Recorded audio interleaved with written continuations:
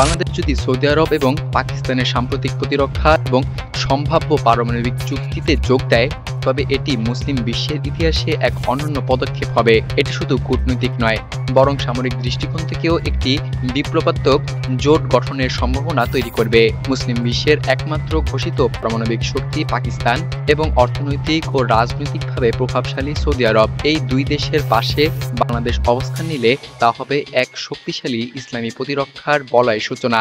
এই বছর পাকিস্তান এবং সৌদি আরব একটি যুগান্তকারী প্রতিরক্ষা চুক্তিতে স্বাক্ষর করেছে।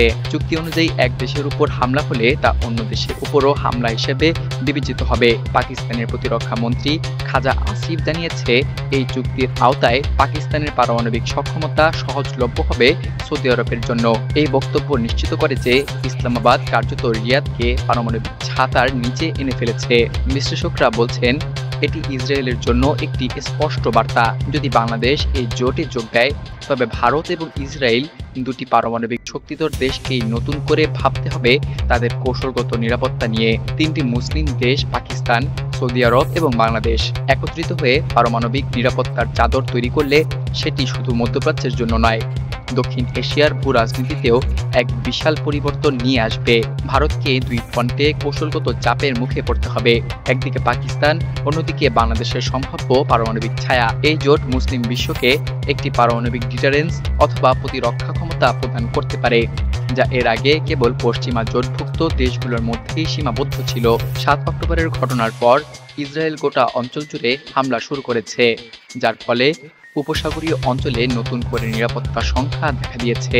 এই প্রেক্ষাপটে এমন একটি পারমাণবিক প্রতিরক্ষা জোট মুসলিম দেশগুলোর জন্য আস্থা এবং নিরাপত্তার নতুন দিগন্ত খুলে দিতে পারে।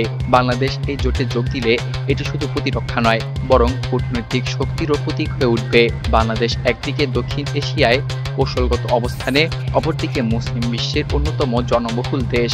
তাই এই জোটে বাংলাদেশের অন্তর্ভুক্তি এটিকে একটি পরিপূর্ণ ইসলামী প্রতিরক্ষা জোটে রূপান্তরিত করতে পারে। এটি পাকিস্তানকে দক্ষিণ এশিয়ায়, সৌদি আরবকে মধ্যপ্রাচ্যে এবং বাংলাদেশকে উভয় অঞ্চলে একটি নতুন রাজনৈতিক এবং সামরিক উচ্চতায় নিয়ে যেতে পারে। সৌদি আরব দীর্ঘদিন ধরেই পাকিস্তানের পারমাণবিক কর্মসূচিতে আর্থিকভাবে সহায়তা দিয়ে এসেছে, বিশেষ করে যখন পাকিস্তান আন্তর্জাতিক নিষেধাজ্ঞার মুখে ছিল। একাধিক সূত্র মতে এই সম্পর্কের মূলে রয়েছে সৌদি আরবের ভবিষ্যৎ পারমাণবিক নিরাপত্তার পরিকল্পনা। যদি বাংলাদেশ এই ত্রিপাক্ষিক চুক্তিতে যুক্ত হয়, তবে একই ধরনের প্রযুক্তি বিনিময় এবং সহায়তার সুযোগ পাবে। পাকিস্তানের প্রতিরক্ষা মন্ত্রী খোলাখুলি বলেছেন, চুক্তিতে যোগদানের জন্য অন্যান্য মুসলিম দেশের জন্য দরজা খোলা রয়েছে। এর মানে এই চুক্তি ভবিষ্যতে একটি বৃহত্তর ইসলামী পারমাণবিক মৈত্রী জোট গঠনের ভিত্তি হতে পারে, যেখানে তুরস্ক, ইরান, মালয়েশিয়া কিংবা ইন্দোনেশিয়ার মতো শক্তিধর দেশগুলোও অংশ নিতে পারে। বাংলাদেশ এই চুক্তিতে যোগ দিয়ে প্রাথমিক পথ প্রদর্শক হতে পারে।